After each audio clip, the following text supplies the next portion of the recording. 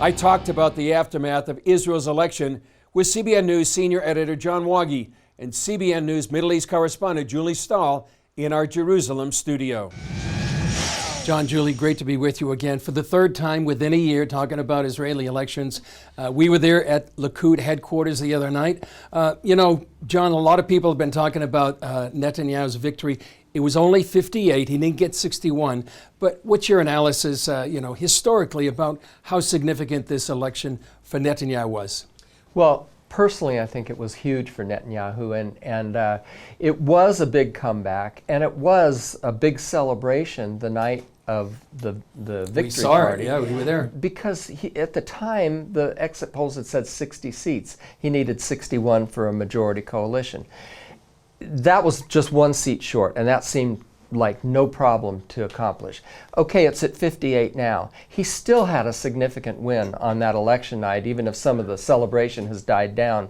And it's going to be a challenge to try and put a coalition together, but there is no one on the scene who can put a coalition together in Israel right now. Blue and White has to have the help of this 15 seats in the joint Arab list. The Arab parties, not necessarily Arab people, but the Arab parties don't want to recognize the existence of the nation of Israel as a Jewish state. That's a big problem when you're trying to form a coalition of the Jewish state. So it's still Netanyahu's to put together a government, and the question now is how long will it take him to do it? That's right.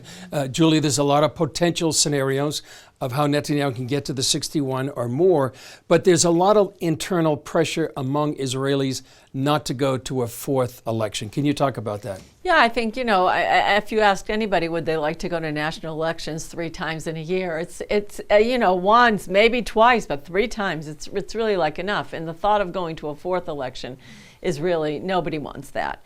So I think Netanyahu is under a lot of pressure.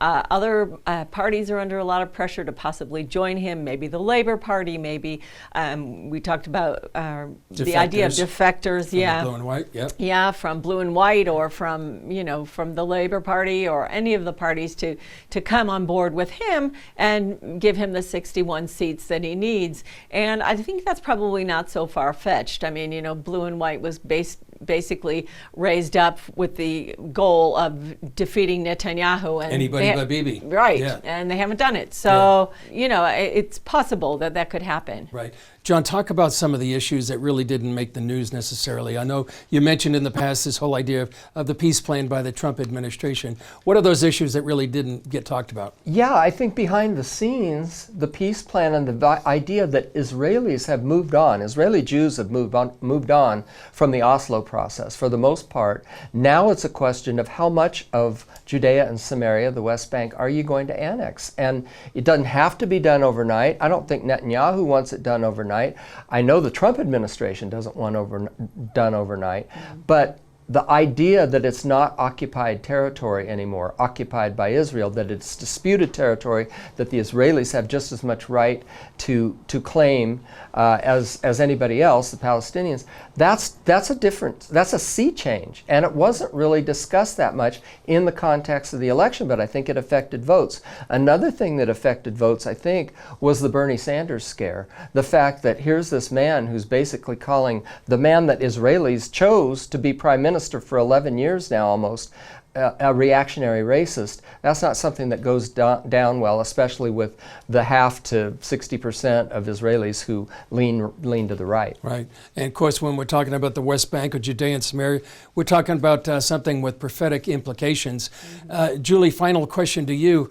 Here we are the third time in a year. We're getting to know exactly what happens, but walk people through exactly what happens now in terms of Rivlin, the president of Israel, what his role is, etc. So basically, the president of Israel, within the next week, he will decide who he's going to task with forming the next government, with giving them the option to try it. Probably it will be Netanyahu, although there were some rumblings that it might not be.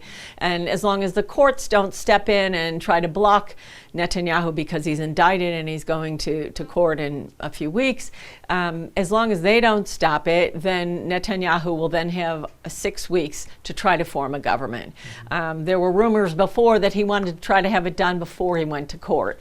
So I don't know if that will happen or not. We'll see. But he'll have 6 weeks. If that fails, it can be given to somebody else for 6 weeks, then another possible 2 weeks, and if that doesn't work, we're back at Well, we hope we don't square go that one. far. Yeah.